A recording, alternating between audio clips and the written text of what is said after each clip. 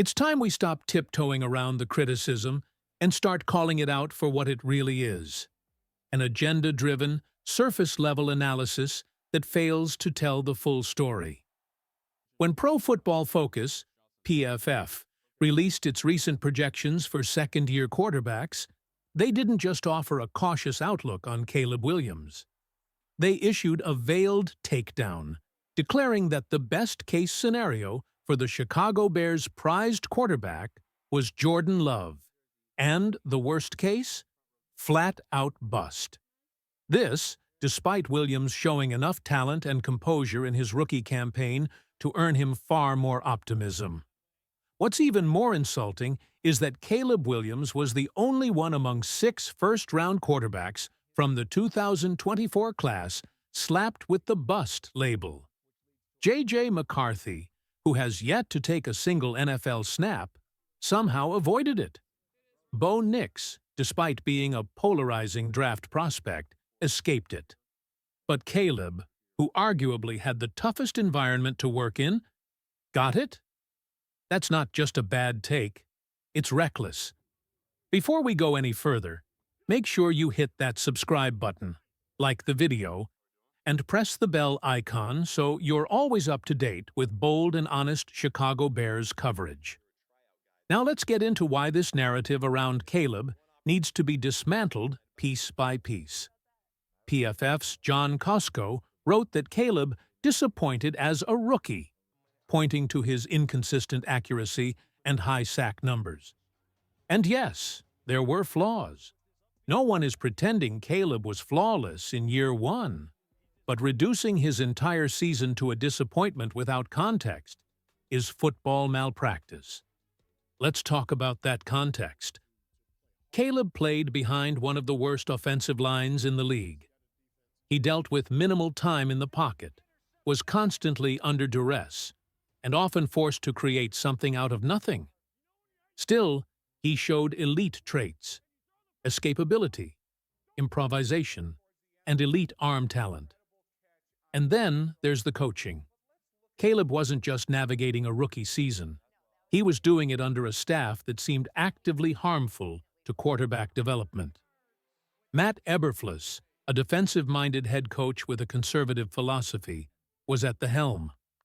The offense was led by Shane Waldron, a coordinator who was heralded in the hiring process, but whose actual impact fell embarrassingly short. His inability to adjust, communicate effectively, or adapt to Caleb's strengths was apparent to anyone watching closely. Compare this to Justin Herbert, who is routinely given the benefit of the doubt because of poor coaching. Even critics of Herbert acknowledge that subpar leadership held him back. So, where's Caleb's grace? Look at the numbers.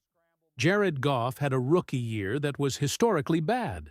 Under 55% completion, barely over 1,000 yards, and more picks than touchdowns in 7 starts.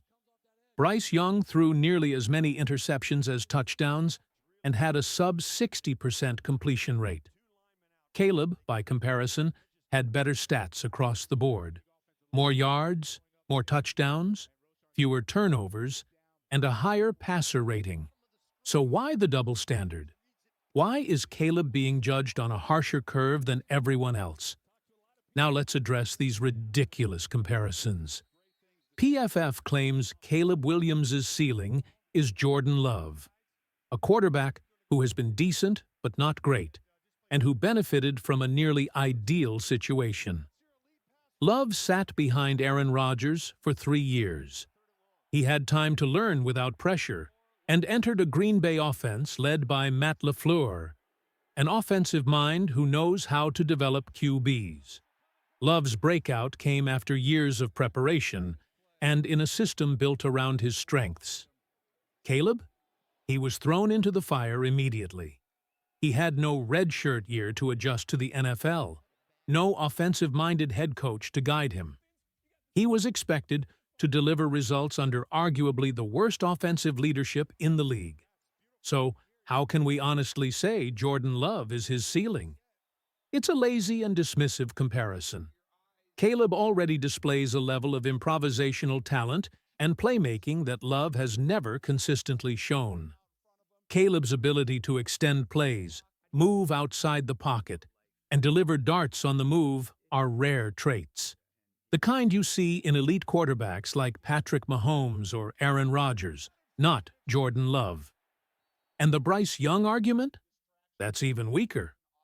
Bryce had one of the worst rookie seasons in recent memory. He was benched, overwhelmed, and completely out of sync for most of the year. Yet now, because of a handful of decent games to end the season, he's the poster child for a turnaround. Meanwhile, Caleb, who had a better rookie campaign than Young in every meaningful stat, gets the bust tag. Then we get to the most baffling part. J.J. McCarthy, who hasn't taken a single NFL snap, has a floor of Sam Darnold. Depending on which version of Darnold you're referencing, that could mean a mid-tier starter or a turnover-prone backup. But somehow, that's not a bust. Bo Nix gets a Drew Brees comp because he's coached by Sean Payton? Penix Jr. gets Jameis Winston, which is actually one of the more reasonable comps, at least stylistically. But Caleb gets Jordan Love and bust? The inconsistency in logic is staggering. And let's not forget, Caleb Williams came into the NFL as one of the most hyped and talented quarterbacks in recent memory. He had better college tape than almost anyone in his class. One rocky but promising rookie season shouldn't be enough to erase that potential. So let's be clear. These comparisons aren't grounded in fact. They're speculative takes, likely designed to generate buzz. But buzz isn't analysis.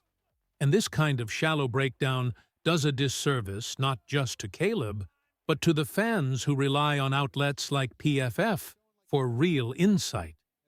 Let's close with the most important piece of all, the future.